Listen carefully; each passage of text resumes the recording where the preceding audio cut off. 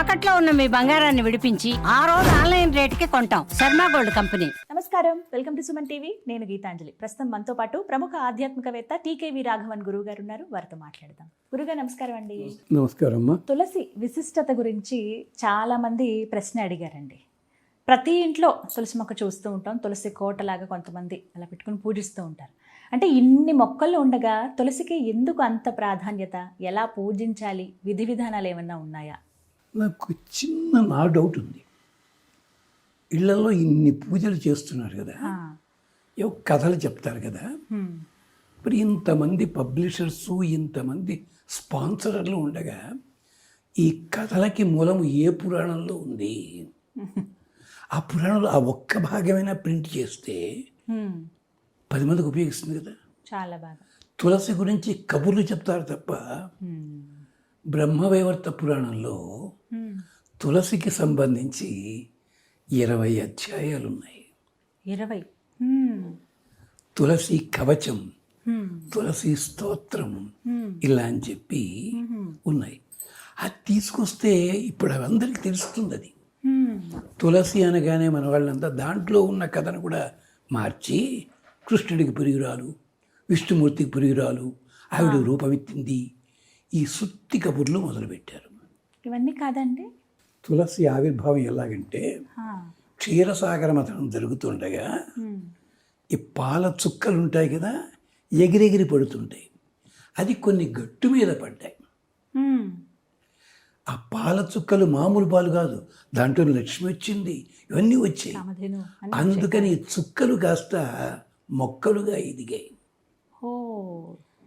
ఇది తులసి. తుల అసి, దానికి తుల పోల్చడానికి లేదు. పోలిక కంటే కూడా దాటిపోయిన స్థితి ఉంది. సరితూగినది ఇంకేది లేదు అని అర్థం. అందుకని తులసి మీద శ్లోకం ఏమిటో తెలుసా? ఇప్పటికీ తిరుపతి అలాంటి చోట్ల చదువుతారు ఆ శ్లోకాన్ని, మనం పట్టించుకోం. తులసి అమృత జన్మాసి సదాత్వం కేశవప్రియే కేశవార్థం లుణామిత్వాం వరదాభవ శోభని. నమస్కరిస్తున్నామా? కొయ్యడం తప్పే, మొక్కలు కొయ్యటం లేదు మేము. ఏమిటి, కేవలం పల్లవం కోస్తున్నాం. అంటే 3 ఆకులు ఉండాలి, ఇలా ఉండాలి అందుకన్నట్టుగా. అందుకని తులసి అమృత జన్మాసి కేశవప్రియే. విష్ణుమూర్తి బయలుదేరేట గరుత్మంతుడిని ఎక్కి లక్ష్మీదేవి కూడా కూర్చుంటే కథల్లో దాని డ్రైవరు ఏమిటంటే మెడలో వేసుకునే దండ లేదండి, ఆ వాసన ఉంటేనే బయలుదేరుతా అన్నట్టు. తులసి వాసన. అందుకని త్యాగరాజస్వామి కూడా, అమ్మ తులసమ్మ మా ఇంట నెలకొని ఉండవమ్మా, వాళ్ళు ఆవిడ ఏమిటండి అని, రాముడికి మధ్య తులసి దొరకట్లేదు, మన ఇంటికి వస్తాడు కదా అన్నట్టు. దాసిడి పుస్తకంలో ఉంది శ్రీ రఘురామ తులసి తడ. చూడండి ఇంతటి విశేషం. తులసికి ఉన్న గొప్పతనం ఏమిటి అంటే, అక్కడ తమలపాకుకి ఎంత గొప్పతనం ఉందో తులసికి అంత గొప్పతనం. తమలపాకు కల్పతరువు నుంచి వచ్చింది. అది దాంట్లోనే పత్రం, పుష్పం, ఫలం, తోయం 4 ఉన్నాయి. తులసిలో కూడా పువ్వులు ఉండవు, తులసి పువ్వులు. ఆకు తిన్నగా వస్తుంది, పండు ఉండదు.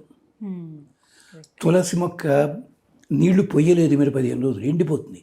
మళ్ళీ గ్లాస్ నీళ్ళు పోయి టక్కన మళ్ళీ మొలుస్తుంది. అంటే దాంట్లోనే పత్రం, పుష్పం, ఫలం, తోయం. ఇది తులసికి ఉన్న గొప్ప.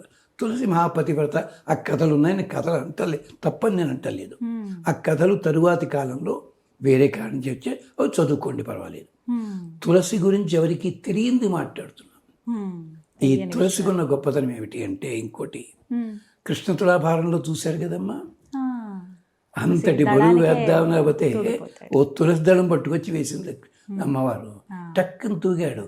తులసి అమృత జన్మాసి సదాత్వం కేశవ ప్రియే. స్వామికి చాలా ఇష్టమైనది. ఎందుకు అంత ఇష్టం? ఇంకా క్షీరసాగర మథనం నుంచి వచ్చింది కదా. చాలా మందికి భార్యల మీద కంటే మరదళ్ళ మీద కూడా ప్రేమ ఎక్కువ ఉంటుంది. ఒకరు ఆ పద్ధతి. అందుకని అప్సరసలు ఏం చేశారు తెలుసా? విష్ణువుని తిట్టారు. అక్కలకి పెళ్లి చేసుకో, తల్లి చెల్లిని పెళ్లి చేసుకున్నావు నువ్వు, తప్పు కదా అన్నారు. అక్కల అప్సరసలు, చెల్లి లక్ష్మీదేవి. అందుకనే వాడు గోపికలుగా వచ్చారు తర్వాత మళ్ళీ వేరే కారణం ఇలా ఉండే తమాషా. ఇలాంటి కథలు బ్రహ్మవేవర్తంలో అద్భుతంగా ఇచ్చారు. అందుకని తులసికి ఉన్న గొప్పతనం. ఔషధి గుణాలు చాలా ఉన్నాయి. తులసి ఇంట్లో ఎండిపోయినా కానీ దగ్గు వచ్చినా ఇది వచ్చినా ఆ రెండు నవిలితే అది సులభం అవుతుంది. తులసి, ఈ తులసి అన్నది ఒక విష్ణువుకే పూజించాలి, ఇంకెవడికి కాదు. కానీ ఒక్క శివరాత్రి నాడు పరమశివునికి, విజయదశమి నాడు అమ్మవారికి, వినాయక చవితి నాడు వినాయకునికి అర్చన చేయవచ్చు. కేవలం ఈ ప్రత్యేక దినాల్లో. మిగిలిన రోజుల్లో కేవలము శ్రీ మహావిష్ణువుకే ఇది. అందుకని దానికి కూడా నేమేం చెప్పారు, ఆడవాళ్ళు కొయ్యొద్దు దయచేసి. స్త్రీ కదా, అమ్మవారు కదా పాపం, గాయపరిచిన వాళ్ళు అవుతారు.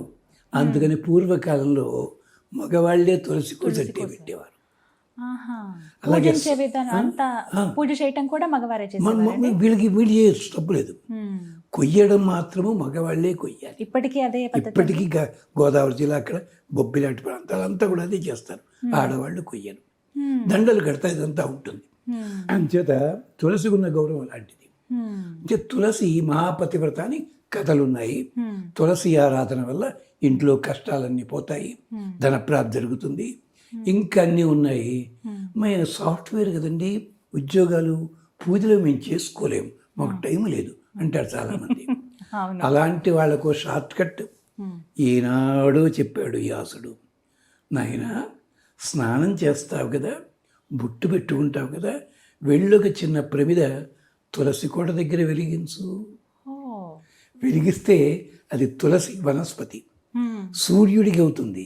సూర్యుడి లోపల విష్ణువు, ఇంద్రుడు, రుద్రుడు, ఇంతమంది, అగ్ని, ఇంతమంది ఉన్నారు. తులసి కోట పెడితే ఎంత ప్రయోజనం ఉంది. పైగా తులసి కోట ఇంటికి క్షేమం. మనం ఎక్కడో దిక్కుమాలిన మనీ ప్లాంట్లు తెచ్చిపెట్టుకుంటాం, కానీ ఖచ్చితంగా తులసి పెట్టుకోవాలి. ఆఖరికి కొత్త పెళ్లి కూతురు ఇంటికి వచ్చినప్పుడు కూడా ఆ అమ్మాయి చేత వేరే మొక్కలు పాతించే ఉంది, పద్ధతి ఉంది, కానీ తులసి మొక్కని ప్రత్యేకించి పాటిస్తారు వాళ్ళు, నియమం పెడతారు.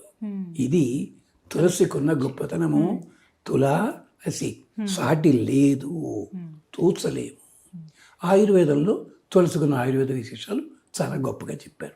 ఇప్పుడు పూజించే తులసి మొక్క ఏదైతే ఉందో అక్కడ ఆకులు తెంపకూడదు, ఏదన్నా అవసరం ఉన్నప్పుడు అని అంటారండి. అలా తెంపకూడదు. ఆకులు కాదు, దళములు తెంపాలి, దళములు తెంపి పెట్టాలి.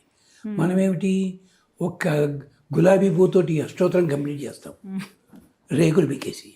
తప్పు. వేదాంత దేశకుడు చెప్పారు, పుష్పములు అన్నవి పుష్పములా వాడండి, దొరక్కపోతే 100 నామాలు కలిపి ఒకటి పెట్టు, అంతే.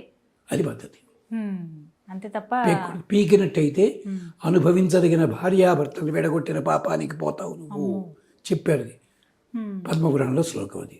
అలాగే సాయంత్రం 6 గంటలు దాటిన తర్వాత కూడా అక్కడ వనస్పతి దేవతకి నమస్కరించినట్టు అవుతుంది. పొద్దున్న 5 గంటల తెల్లారుదాముని కానీ సాయంకాలం 6 తర్వాత కానీ దయచేసి మొక్కలు కానీ పూలు కానీ తెంచకూడదు. ఆఖరికి సినిమాల్లో పాటలు పాడుతూ ఎంత బాగుందో ఊరు అనుకుని పాడుతుంది హీరోయిన్, మొక్కలు ముట్టుడు, అది పాపం. అవసరమైతే తప్ప మొక్కలు ముట్టుకోకూడదు. ఇది వేదంలో ఉంది, ఇన్ని నియమాలు ఉన్నాయి. అందుకే ఈ మధ్య కాలంలో ఎవరైనా గిఫ్ట్ ఇవ్వాలన్నా కూడా చక్కగా చిన్ని తులసి మొక్కలు గిఫ్ట్ ఇస్తుంది. ఈ మధ్యకాలం ఉండేవి, ఇప్పుడు బాగా అంటే మిగతా వాటిని పక్కన పెట్టి పర్యావరణ దృష్టి, అలాగే మనకి ఆధ్యాత్మికంగా ఈ విషయంలో కూడా మొక్కలు, తులసి మొక్కలు పెంచట్లేదు. చక్కగా వివరించారండి. ధన్యవాదాలు గురుగారు.